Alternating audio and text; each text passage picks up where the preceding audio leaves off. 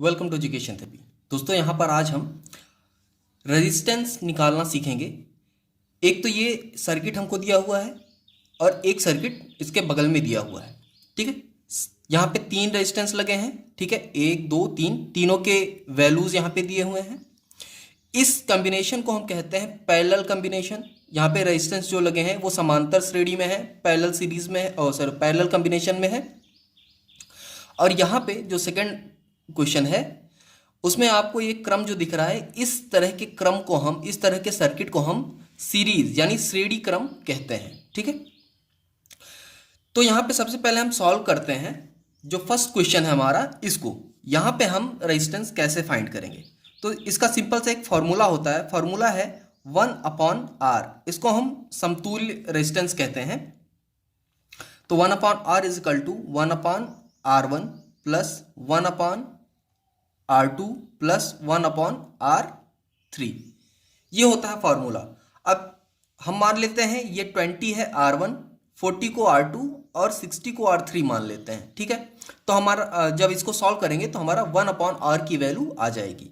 तो चलिए इसको सॉल्व करते हैं। यहाँ पे सभी की वैल्यूज रखते हैं। 1/R इक्वल टू हमारा 1/R1 है, तो R1 को हमने माना है कि R1 बराबर 20 है, तो 1/20 यहाँ लिखेंगे, प्लस R2 को हमने 40 माना है तो 1/40 लिखेंगे, प्लस R3 बराबर हमने माना है 60, तो 1/60 लिखेंगे। अब इसको आप जब सॉल्व करेंगे, इसका एडिशन हम करेंगे, तो इसका एडिशन करने पे जो हमें मिलेगा वो होगा हमारा टोटल कैलकुलेशन। जब हम करेंगे तो टोटल कैलकुलेशन पे ये हमारा सॉल्व होके आ जाएगा 11/12। कैलकुलेट करेंगे, सिंप्लीफाई करेंगे तो हमारा 11/12 आ जाएगा, और ये 11/12 इक्वल टू है हमारे 1/R के। तो इस 1/R को जब हम R उल्टा करेंगे, उल्टा का मतलब इस R को हम ऊपर ले आएंगे। ठीक है, तो जब इधर को ऊपर लाएंगे तो ये भी हमारा उल्टा हो जाएगा, तो R इक्वल टू हो जाएगा हमारा 12/11। ये हमारा समतुल्य रेजिस्टेंस आ गया, यानी 12/11 ओम। ठीक, तो पैरेलल कॉम्बिनेशन जो समांतर क्रम होता है उसमें लगे रेजिस्टेंस को हम इस तरह से कैलकुलेट करते हैं कि पूरे सर्किट में कितना रेजिस्टेंस एवरेज आ रहा है। ठीक है, उसके बाद अब श्रेणी क्रम की बात करें, जो सीरीज कॉम्बिनेशन होते हैं रेजिस्टेंस के, उसको हम कैसे सॉल्व करेंगे। तो सीरीज कॉम्बिनेशन सॉल्व करने के लिए हमारे पास फॉर्मूला होता है। इसको मैं बीच में से एक लाइन खींच देता हूं ताकि ये सेपरेट हमको दिखाई दे। ठीक है, ये हमारा सॉल्यूशन था फर्स्ट का, और यहाँ पे हम सॉल्व कर रहे हैं सेकंड क्वेश्चन, यानी इस क्वेश्चन को सॉल्व कर रहे हैं। यहाँ पे हमने इसको सॉल्व किया, तो इसका फॉर्मूला होता है R equals to R1 plus R2 plus R3, ऐसे एज सो ऑन।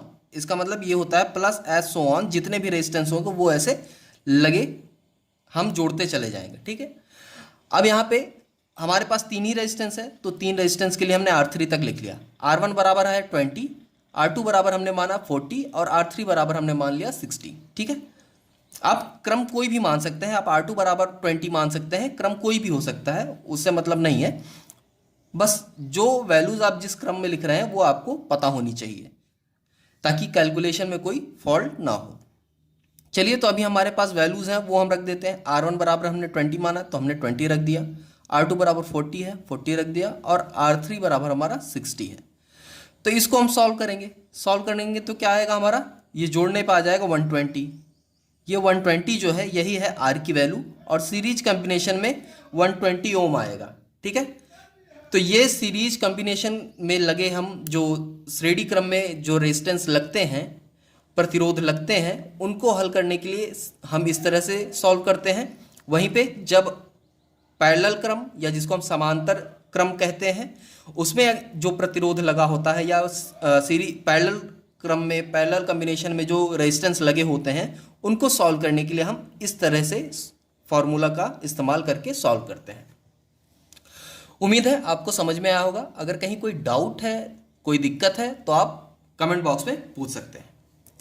तो आज के लिए बस इतना ही, मिलते हैं नेक्स्ट वीडियो में, तब तक के लिए धन्यवाद।